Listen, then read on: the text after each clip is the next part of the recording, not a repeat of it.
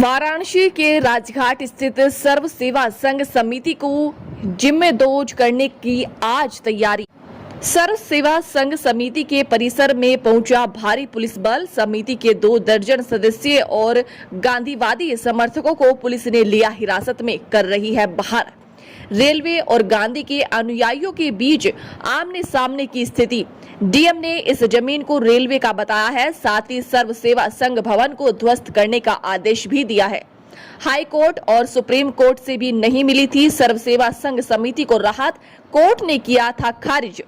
निचली अदालत में चल रही है सुनवाई। विनोबा भावे और जयप्रकाश नारायण ने 1960 में सर्व सेवा संघ और गांधी विद्या संस्थान की स्थापना की थी। 63 दिन से गांधी समर्थक और अनुयायी लगातार कर रहे थे सत्याग्रह।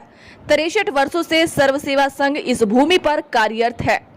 प्रारंभ से ही सर्व सेवा संघ के पास रजिस्ट्री व जमीन से संबंधित पूरे कागजात बताए जा रहे हैं। उत्तर प्रदेश के वाराणसी से रोहित सेठ की रिपोर्ट।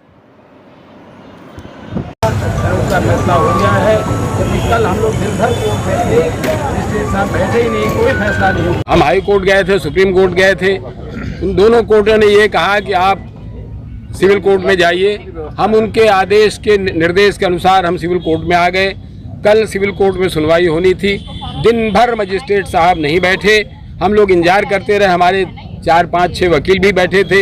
हम लोग भी 8, 10, 12 लोग थे, जिसमें ये सारे लोग थे। हम लोग वहाँ बैठे थे, लेकिन शाम तक बैठे नहीं, कोई निर्णय नहीं हुआ। अभी अचानक सवेरे जो है एसडीएम साहब, मजिस्ट्रेट, ये पूरी पुलिस फोर्स आ गई। हम लोग तो अपने काम में लगे हुए थे, ध्यान कर रहे थे, प्राणायाम कर रहे थे, एक्सरसाइज कर रहे थे। अचानक मालूम हुआ पुलिस फोर्स आ गई। आया, देखा, हमने पूछा एसडीएम साहब जानते हैं? उनका नहीं, वो खाली करवाया जाएगा, आदेश है। हमने कहा क्या आदेश, दिखा दीजिए। उन्होंने कहा नहीं, हम आपको नहीं दिखाएंगे। हमने कहा मैं यहाँ का इंचार्ज हूँ। उन्होंने कहा नहीं, इससे नहीं, आप वकील साहब को बुलाइए। वकील साहब को हमने कहा ठीक है, मैं खड़ा हूँ। वकील साहब को बुलाया, वकील साहब आ गए हैं। तब तक ये सारा घरों में जा करके सबसे खाली करवा रहे हैं कि आप जो है खाली करिए, खाली करिए, खाली करिए। हमने कहा भाई आदेश तो दिखाई। 3 बार मैंने पूछा। जब मैंने थोड़ा सा वहाँ खड़े होकर के इतना ही कहा कि ठीक है भाई, हम यहाँ बैठते हैं, क्योंकि मेरा स्वास्थ्य भी अच्छा नहीं है। फिर दरोगा जी, वो साथी थे, वो पकड़ के ले आ गए। नहीं, आप चलिए। हमने कहा चलिए, कोई बात नहीं, आप जो आदेश करेंगे। फिर तब से हम आकर के यहाँ बैठे हुए। खैर उनकी सज्जनता, उनको बहुत बहुत धन्यवाद कि उन्होंने, आप बैठिए, आपका स्वास्थ्य अच्छा नहीं है। तब से मैं बैठा हुआ। अभी जब हमारे सारे साथी आ गए हैं, लोग आ गए हैं, बस इतनी बात थी कि भाई हमारे वकील साहब आ गए हैं, उनको दिखा दीजिए। तो वकील साहब को भी नहीं दिखा रहे हैं। तो उसी पर हम लोग यहाँ बैठ गए।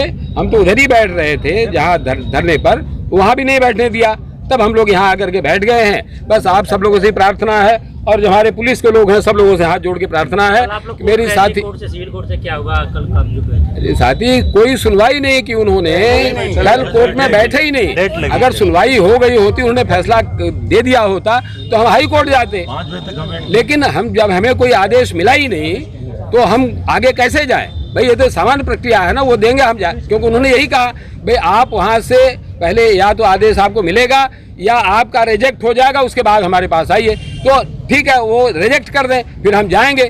लेकिन रिजेक्ट भी नहीं किया, हमें पता भी नहीं है, और उससे पहले ही जो है वो पुलिस फोर्स आ गई खाली करवाने के लिए। तो हमारा केवल इतना कहना है और इतना ही विरोध है कि भाई अगर आपने फैसला दे दिया हो वो बता दीजिए, अगर आपने रिजेक्ट किया हो वो बता दीजिए। हमको 1 दिन का समय दीजिए, हाई कोर्ट में जाने दीजिए। वहाँ अगर हाई कोर्ट भी रिजेक्ट कर देता है तो 1 दिन का और समय दे दीजिए, हमको सुप्रीम कोर्ट जाने दीजिए। सुप्रीम कोर्ट भी अगर रिजेक्ट कर देता है तो कोई नहीं, आप फिर इन सारे भवनों को कब्जा कर लीजिए। यहाँ जो लोग हैं उनको बुलडोजर के नीचे जमा दीजिए। जो भी आपको करना है कर लीजिए। हमें उस